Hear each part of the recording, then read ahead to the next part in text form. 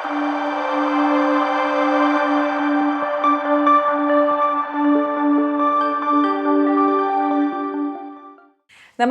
आजच्या भागामध्ये तुमच्या सगळ्यांचं स्वागत.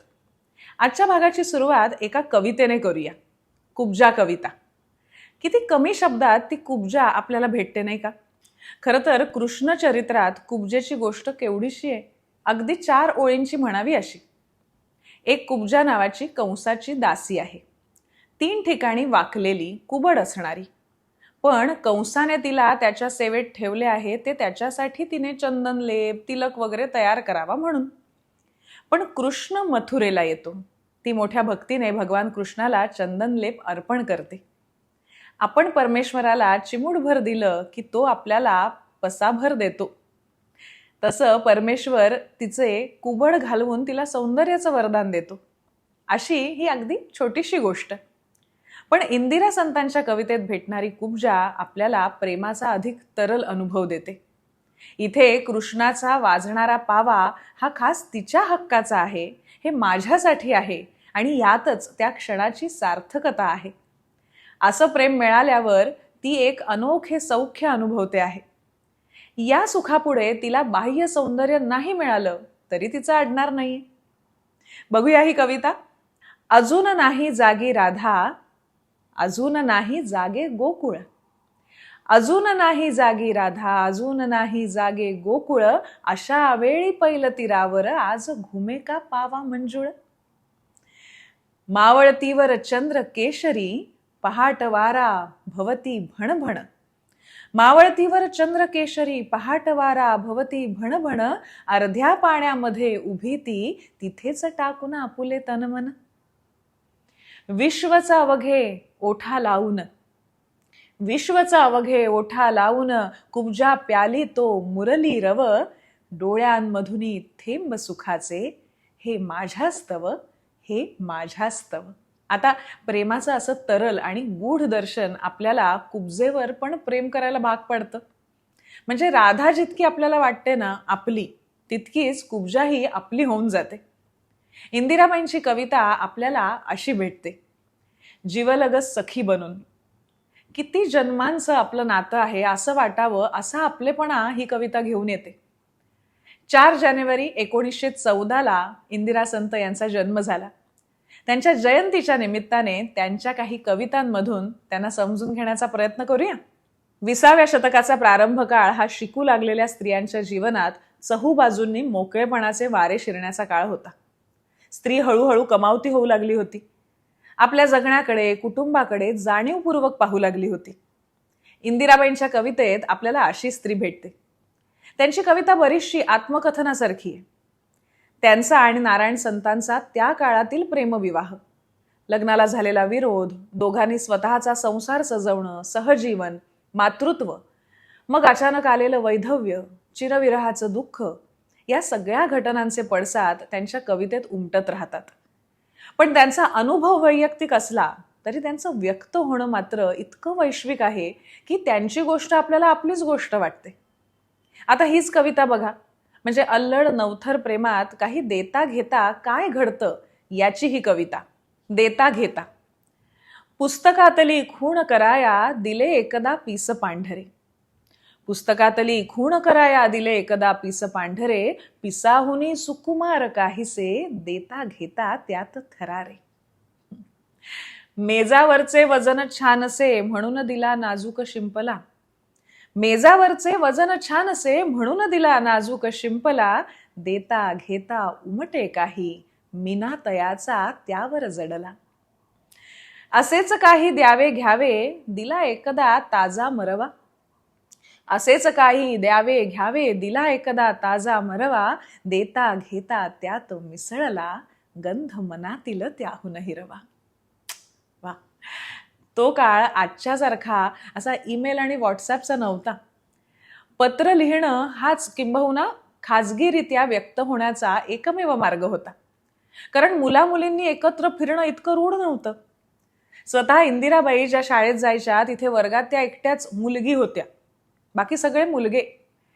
त्या साहित्य संमेलनाच्या अध्यक्ष झाल्या तेव्हाही त्या बेळगावहून मुंबईला आल्या तर इथे सगळे पुरुष साहित्यिक अवतीभवती पाहून खरं तर बुजल्याच होत्या. अशा त्या काळात त्यांचा प्रेमविवाह. त्या म्हणतात, प्रेम म्हणजे काय? त्यांच्याबरोबर कवितेवर गप्पा मारल्या, एक दोनदा टेकडीवर फिरायला गेलो, हे प्रेम असं लोकांनीच म्हटलं. म्हणून आम्ही लग्न केलं. नशीब चांगलं म्हणून हे असं भाबडं प्रेम निभावलं. तर अशा काळातली ही कविता, जिथे ती त्याला सांगते आहे, पत्र लिही पण, ही कविता बघूया. पत्र लिही पण, पत्र लिही पण नको पाठवू, पत्र लिही पण नको पाठवू, शाई मधुनी काजळ गहिरे, लिपिरेषांच्या जाळी मधुनी नको पाठवू हसू लाजरे. चढण लाडकी भुवई मधली, किती छान लिहिलंय बघा. चढण लाडकी भुवई मधली नको पाठवू वेलांटीतून, चढण लाडकी भुवई मधली नको पाठवू वेलांटीतून, नको पाठवू तीळ गालीचा पूर्ण विरामाच्या बिंदूतून, नको पाठवू अक्षरातुनी शब्दामधले अधीरे स्पंदन, नको पाठवू अक्षरातुनी शब्दामधले अधीरे स्पंदन, कागदातुनी नको पाठवू स्पर्शामधला कंप विलक्षण, नको पाठवू वीज सुवासिक, नको पाठवू वीज सुवासिक उलगडणारी घडी घडीतून, नको पाठवू असे कितीदा सांगितले मी तू हट्टीपण, नको पाठवू असे कितीदा सांगितले मी तू हट्टीपण, पाठविसी ते सगळे सगळे पहिल्या ओळीमध्येच मिळते, पाठविसी ते सगळे सगळे पहिल्या ओळीमध्येच मिळते, पत्र पुढचे त्यानंतरचे पण वाचायाचे राहून जाते, पत्र त्यानंतरचे वाचायाचे राहून जाते. प्रेमाचं हे असं कोवळं रूप. खरं तर हे पाहत असतानाच नियतीच्या आघाताने ते प्रेम एकाकी, किती अबोल आणि व्रतस्थ होतं, हेही त्यांच्या कवितेतून दिसतं. म्हणजे नारायण संतांच्या जाण्याने त्यांचं आयुष्य बदलून गेलं. जगाच्या दृष्टीने त्यांचं सहजीवन संपलं, पण त्यांनी मनोमन ते व्रतासारखं जपलं. ही कविता बघूया. कवितेचं नाव आहे व्रत.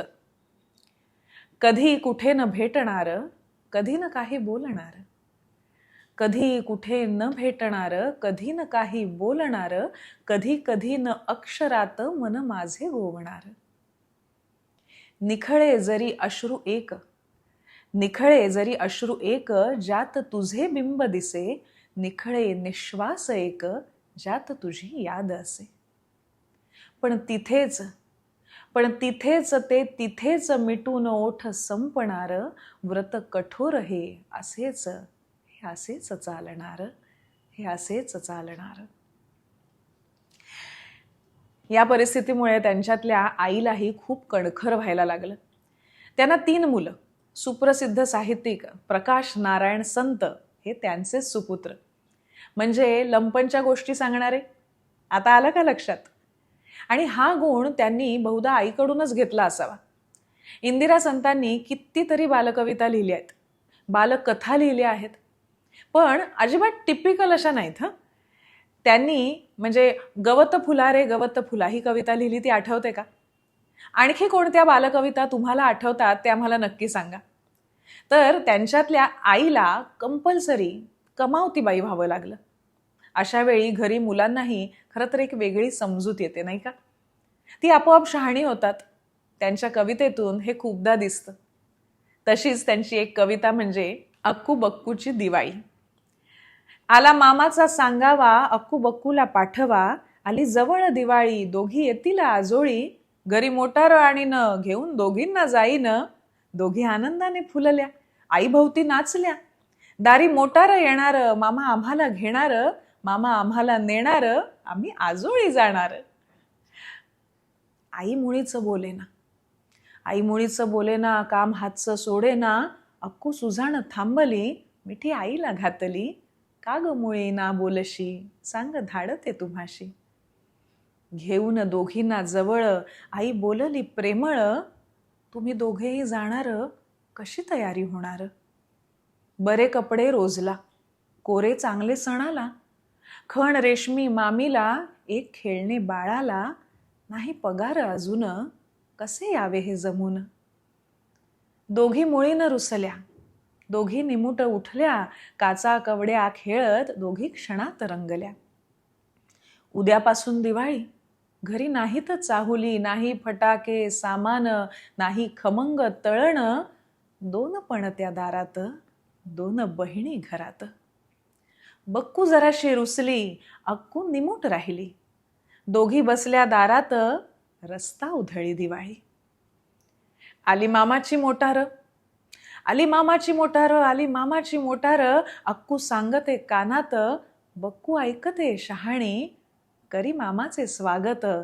मामा बसले चहाला, मामा बसले चहाला, दोघी गळ्यात पडल्या, आत्या उद्याला येणार, आम्ही इथेच राहणार. आत्या उद्याला येणार, आम्ही येथेच राहणार, आम्ही येथेच राहणार, नाही येणार. शब्द ऐकून दोघांचे डोळे स्तिमित आईचे, शब्द ऐकून दोघांचे डोळे स्तिमित आईचे. किती किती ते सामान मामा आणती काढून, खोकी दारूच्या कामाची, खोकी परकर झग्याची, एक रेशमी पातळ, दोन डब्यात फराळ. नाही येणार म्हणून आहे दिलेले मामीने, तुम्ही ताईच्या माळणी, दोघी गुणाच्या गवळणी. तुमचे गुपित कळाले, डोळे मामाचे भरले, आला मामाला गहीवर, घेती दोघींना जवळ. मामा जाताच निघून, आली दिवाळी धावून. नव्या झग्याच्या झोकात दारू शोभेची बरसात, नव्या झग्याच्या झोकात दारू शोभेची बरसात. सरसर कारंजे उडाली, तारा मंडळे फिरली, बाण उडाले नभात, ठोठो फटाके कानात.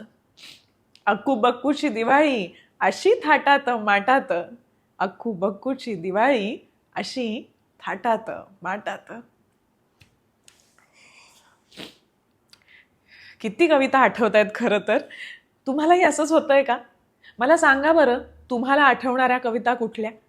आणि हा आजचा भाग तुम्हाला कसा वाटला हेही आम्हाला सांगा. पण तुम्ही मृद्गंध हा लेखसंग्रह वाचलायत का इंदिरा संतांचा? फार सुंदर आहे. त्यातला तुमचा आवडता लेख कुठला हेही सांगा. आणि आजचा भाग कसा वाटला, या कविता कशा वाटल्या हे सुद्धा सांगा. आणि असेच वेगवेगळे विषय बघण्यासाठी तुम्हाला काय करायचंय, तर मधुरा वेलणकर साटम ही आमची यूट्यूब वाहिनी, तिला पसंती द्या, तिचा प्रसार करा आणि तिचे सभासद व्हा. अर्थात लाईक, शेअर आणि सबस्क्राईब करा. पुन्हा भेटूया पुढच्या भागामध्ये अशाच एका नव्या गोष्टीसह. धन्यवाद.